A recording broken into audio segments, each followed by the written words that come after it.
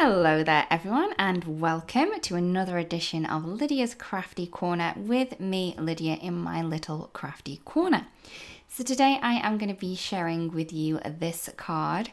It features a ghosting technique to create that little white area that we have with those flowers peeking out through this floral frame. So to start with, I am going to be using a piece of white cardstock. So this is 4 1/4 by 5 1/2, and I'm going to ink around the edges of this. So for this first layer here, I'm going to be using the beautiful cotton candy ink. I have a thing about pinks and reds at the minute, so I'm sorry about that. So I'm just going to add that on, and I'm using a little makeup brush, and this works really well to add the ink to your cardstock. So once I've done that, I'm then going to darken these edges a little, and I'm going to be using the coral berry ink for that. Once I've finished with my blending, I'm then going to do a little bit of stamping. So this is the Halftone Watercolor stamp set, and I'm going to be using the large garland piece there. So what I'm going to do is I'm going to place this into position, and I'm going to ink that up using some embossing ink, and I have let this dry before I have stamped this. I used a little bit of heat just to make sure it was nice and dry before I did stamp with the embossing powder. Then for the embossing powder, I'm going to heat that up using some crystal clear. So you're not going to really be able to see it, but it is there. So I'm going to do exactly the same at the top part. So now the bit that I've done is at the bottom.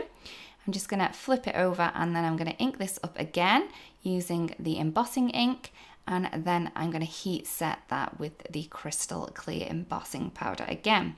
So as you can see, I did let it dry, so the embossing powder isn't sticking so much where it shouldn't be, because if you do a lot of ink blending, it's going to make the paper really, really wet. So you want to make sure that you keep that nice and dry, and maybe add some anti-static powder as well.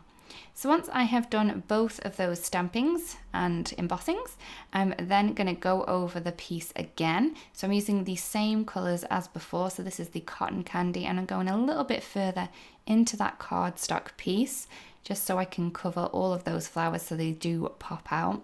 I'm then going to darken the edges with the coral berry ink, and then I wanted an even darker edge, so I'm then going to go in with the ruby red. Once I've done that, I then want to take the embossing powder off. So to do this, I have a dry iron and a piece of scrap paper. So you don't want any steam coming out of the iron, you just want it nice and hot. Place a piece of paper over it, so this is a piece of printing paper, and then just go for gold and iron that piece of cardstock until the embossing powder sticks to the copy of paper rather than your piece. So you may need to do this a couple of times just to make sure that all that embossing powder is then off. I can then stamp over this image because the embossing powder isn't there to resist the ink.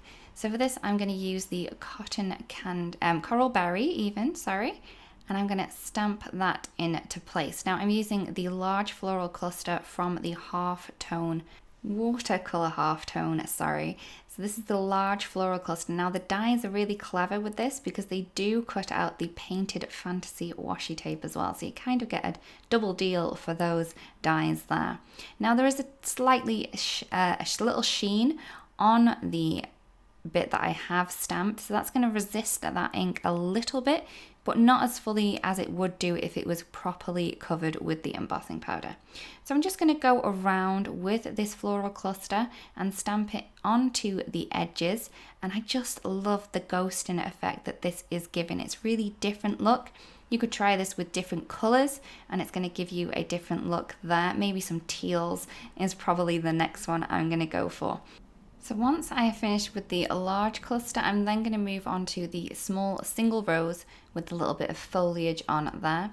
And for this one, I'm going to ink it up using the ruby red ink. And I'm just going to go around all of the edges, just kind of tucking it on, making sure that it's mostly off, but some of it's on. And it's going to give you a really great effect. So I'm just going to make sure I go all the way around there. And then that's all of the stamping complete. So once I have done that, I'm then going to add a little bit of splatter. So I'm going to add the first layer of splatter using the pure white ink spray. So I've just used the little nozzle and I'm just tapping it on there. I'm then going to take the Iridescent ink spray, and then I'm gonna go for the gold. So this is the beautiful antique gold as well. So I'm gonna add all of that on, and I'm gonna leave this to dry.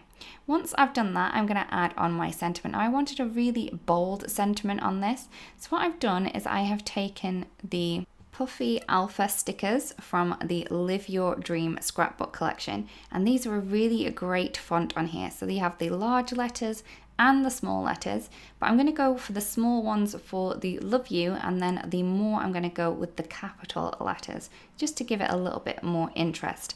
So I'm not really sticking these stickers down perfectly at the minute because I really did want to play around with how these are going to go on the card before I do stick them down. Now they are self-adhesive, so you do need to be a little bit careful not to stick them down into place before you're happy with how they are going. But once you are happy, you can then squish them down and they are going to stick into place perfectly. So here is the card complete. All I've done is I've added that panel onto a card base and now it's ready to send. I really do hope that you like the card and that you've enjoyed the video as well. Also, if you create a card that was inspired by this, it'd be great if you do share because we would love to see. If you do want to watch any more videos, there's a couple more here that you can watch at your own leisure. Also, if you don't want to miss out on any videos that we do upload to the channel, it would be great if you do subscribe. Thank you so much for watching, everyone, and we'll see you again really, really soon. Bye-bye.